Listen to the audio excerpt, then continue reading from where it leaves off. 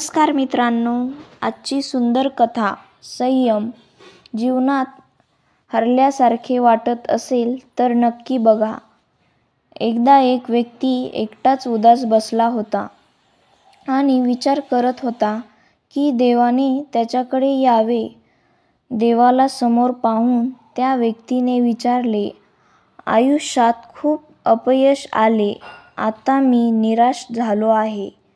हे परमेश्वरा, मला सांग, माझ्या या जीवनाची किंमत काय आहे? देवाने त्या माणसाला लाल रंगाचा चमकणारा दगड दिला आणि म्हणाला, जा, या दगडाची किंमत शोध. तुलाही तुझ्या आयुष्याची किंमत कळेल. पण लक्षात ठेवा की हा दगड विकायचा नाही.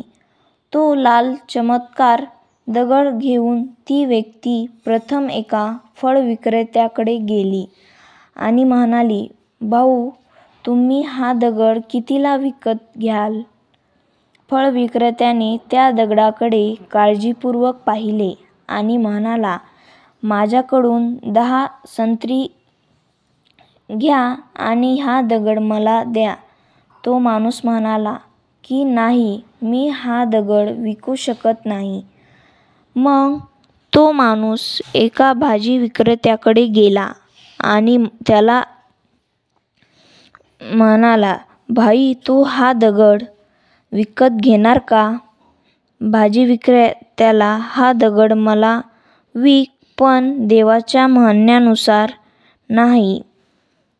मग त्या व्यक्ती तो दगड सोनाराच्या दुकानात नेला, जिथे अनेक प्रकारचे दागिने होते.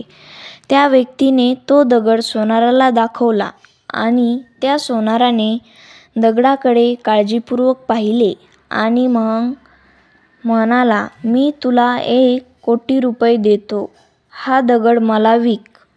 त्यानंतर त्या व्यक्तीने सोनाराशी माफी मागितली आणि सांगितले की मी हा दगड विकू शकत नाही.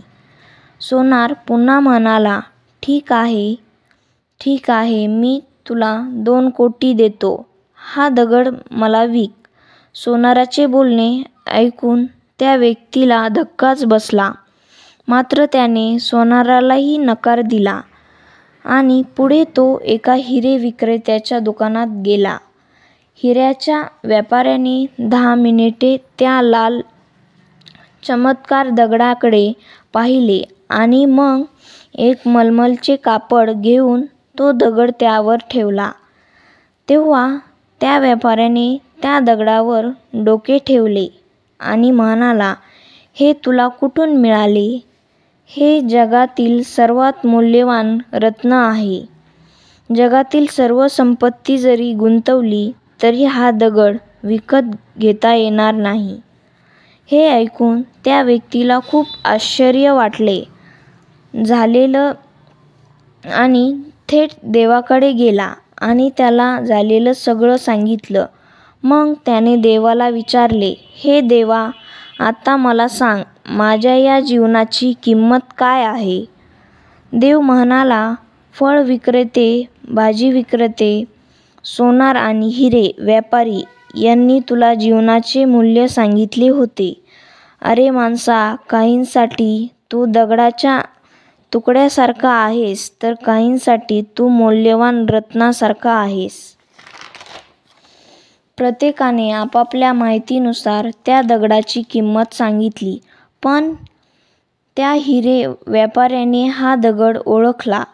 जसे काही लोक तुमची लायकी ओळखत नाहीत, त्या आयुष्यात कधीही निराश होऊ नका.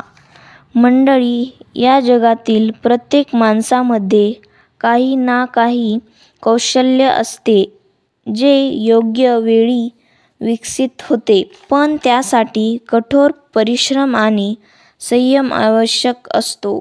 मित्रांनो, व्हिडिओ आवडला असेल तर आपल्या चॅनलला सबस्क्राईब करा आणि लाईक करा. धन्यवाद.